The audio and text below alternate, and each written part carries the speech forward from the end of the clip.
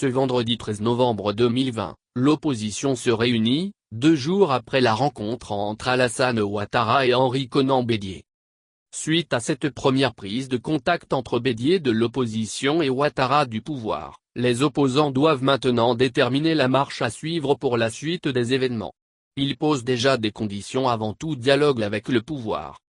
Tous les partis d'opposition se retrouvent sur un point, ils se félicitent de cette première entame de dialogue entre leur chef de file Henri Konan Bédié et le président Alassane Ouattara. Un dialogue qu'ils ont toujours appelé de leur vœu, tiennent-ils à préciser. La rencontre d'aujourd'hui doit permettre d'accorder leur violon sur les négociations à venir avec le pouvoir.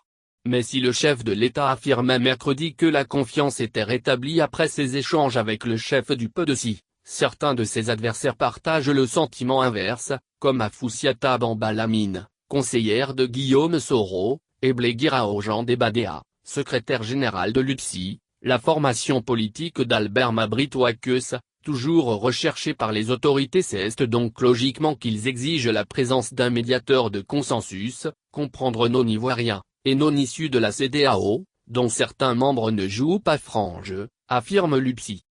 Les opposants réclament aussi la tenue d'une enquête internationale sur les violences électorales ayant causé 85 morts, ainsi que la levée des blocus de leur résidence.